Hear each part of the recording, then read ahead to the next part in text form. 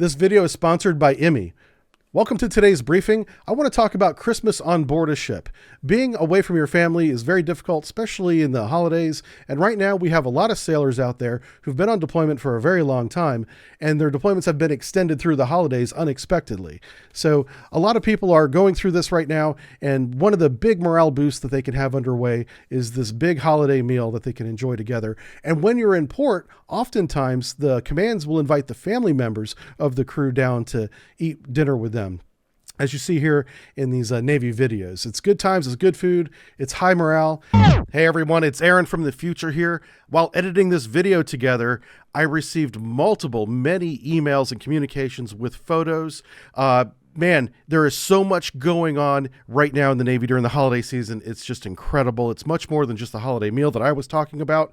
It's tree lighting ceremonies. It is bands and marching and getting together with family and fellowship and bringing your kids to see the Santa Claus, the Mr. and Mrs. Santa Claus at the base. And one of the most important things that I just remembered, and thanks for all the photos to help trigger this memory. When you're deployed and you get the packages from your friends and family, thank you for contacting me. I'm sharing these photos with everyone now. There's more photos that I could put in this video. If this happens again next year, we may dedicate a whole video to your active duty service during the holidays. Thank you again. And yeah, back to me talking about the holiday meal that I loved. And after I left the Navy, I struggled to eat as healthy as the meals that were served on board the submarine, which is why I was glad when NVMe reached out to me to sponsor this video. In my journey to a healthier, low-carb, high-protein, plant-based, which is new to me, lifestyle, I decided to try NVMe. The Tom Yum shrimp flavor was my first choice because I love seafood. It was super easy to make. I just boiled 2 cups of water, cooked the noodles for about 6 minutes, and added a flavor pack that had pumpkin seed protein in it, and voila! A quick high-protein meal in only 310 calories. NVMe is great for anyone who leads low-carb lifestyles or is on a fitness journey like myself. 22 grams of protein per serving is 3 times that of the traditional brands and 85% less carbs. I've got a deal for you too. Go to emmyeats.com/subbrief, or by clicking the link in the description, you can get 15% off your order. That's emmyeats.com/subbrief and get 15% off. NVMe also offers a money-back guarantee, so it's literally risk-free. You don't even have to return it. So thanks again to them for helping me with my journey. Let's head over to the UK, where we can talk about some developments that are going on over here. First, congratulations to the men and women of the HMS Prince of Wales on their 3-month West Atlantic deployment, where they worked with the American military to expand their flight capabilities on board this carrier. They did over 1,100 landings with 13 different types of aircraft, which that number blew me away. I didn't realize they had that type of variety, but they do now. And they also did 60 rolling takeoff and landings, I assume with the F-35 VTOL variant that they have there. So, of the 13 different types of aircraft that can land and operate on the HMS Prince of Wales, what I would like you to tell me in the comments is, what are these 13 types of aircraft? We all know that they operate the F-35 VTOL. I assume there are some helicopters involved there too. But in the comments, tell us, what are the 13 types of aircraft the HMS Prince of Wales can now operate with, if you know. I look forward to seeing those answers. Also, I stumbled across a fantastic testimony before a subcommittee that just happened recently with the First Sea Lord of the Royal Navy, Admiral Ben Key.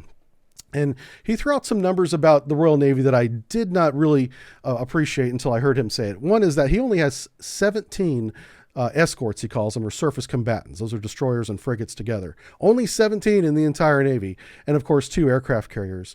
Of those, 8 ships at a time, or approximately half the fleet, are ready to go to sea or at sea right now at any one time. They run a 50-50 split with ships in maintenance periods and training and refits and so forth, and then being at the pier or at sea ready to go at any one time. They did discuss the Type 26 new ship that's under construction. That is due to be commissioned in late 2028. It's going to be a fantastic frigate, it's looking like. And the problem is, though, the keel was laid some 11 years ago, and the commissioning ceremony, that's 11 years from the commissioning in 2028.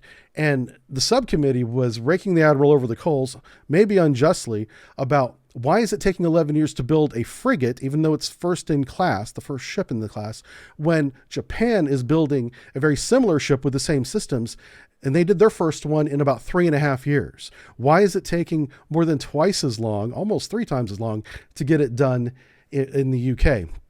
And he had a very interesting answer. He basically threw 2 companies under the bus.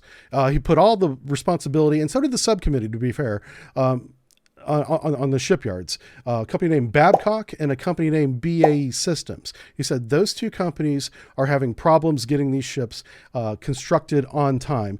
And there's numerous reasons for that, including changing requirements after they began building the ship, which is a nightmare. That's very similar to what happened to the United States LCS program, is they kept changing requirements after the design phase had been finished, where those changes should not have been made after that. Well, apparently that's one of the many problems delaying the Type 26 into an 11-year initial construction period. Now, there are 2 big programs that are funding shipyard improvements right now.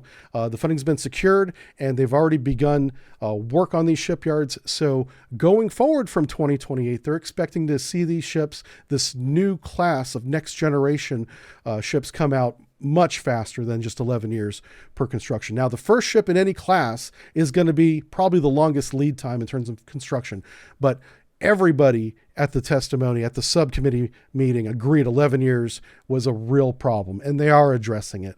So just like the United States, the United Kingdom is dealing with shipyard issues and maintenance issues, and like the United States, they are addressing them. It's just going to take years to correct the deficiencies that have been neglected since, from the United States point of view, at least the 1990s.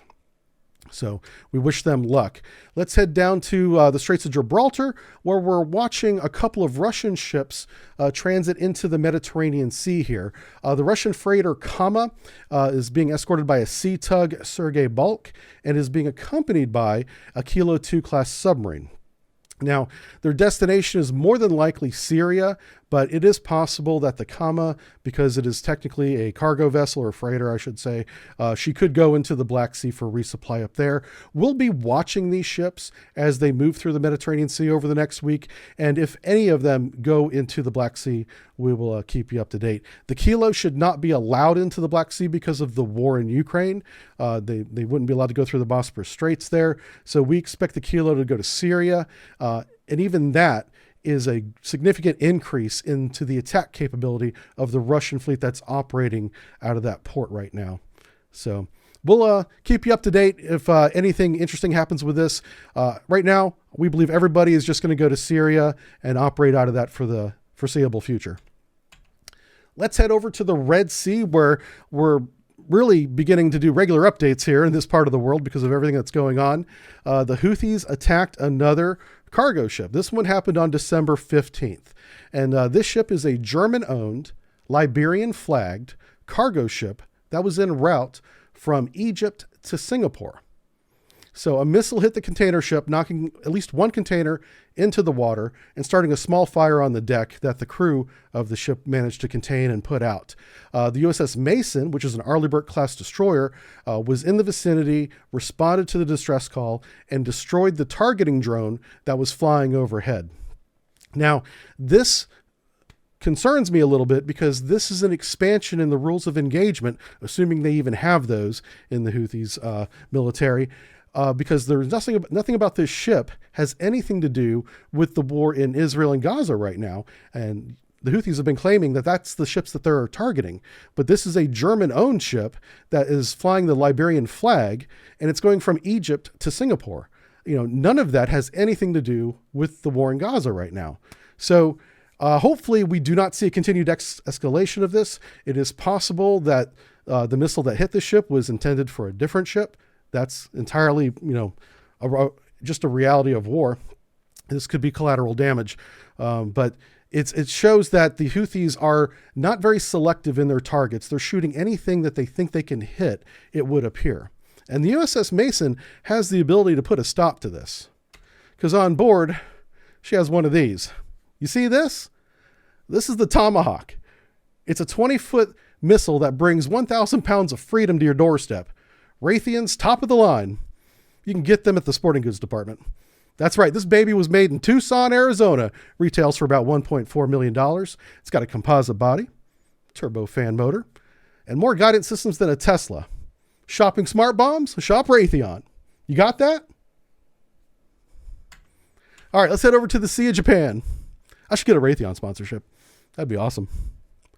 All right, Sea of Japan, what's going on over here? Well, the Chinese and the Russians are conducting their annual strategic air exercise in the Sea of Japan for a couple days here. In the most recent flight, they had the Chinese H-6 bombers flying through the East China Sea and into the Sea of Japan.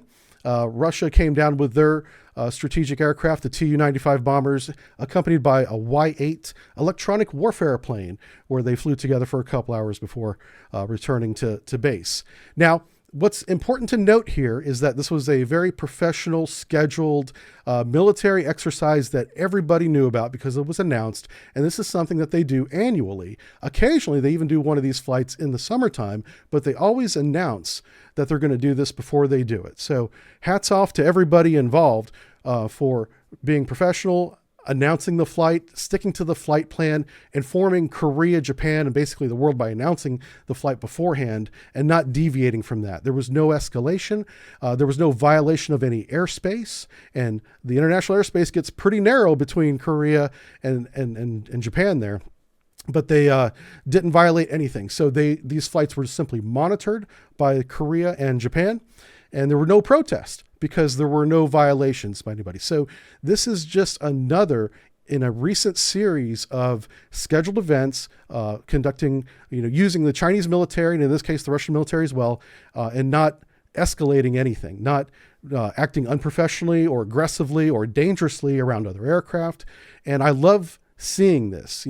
Other professional air forces and navies are going to conduct exercises, and whenever they do so in accordance with international norms, there are no protests. So good job to the Koreans and the Japanese not protesting every little thing that happens near their borders, a la what China has been doing.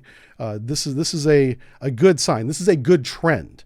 We want to see more of exercises like this, because this over time will lower tensions. I think tensions in the region are not escalating anymore at the very least. So good job to both Russia, China, Korea, and Japan for just being professional and not doing anything that might be misinterpreted as an escalation of force or a violation of airspace. Well done. All right. Well, thanks again to Emmy for sponsoring this video. Get 15% off your delicious low-carb bowl of Emmy ramen at emmyeats.com/subbrief. You get a 30-day money-back guarantee, so it's literally risk-free. And thanks again to Emmy for sponsoring this video. Have a great one, everybody.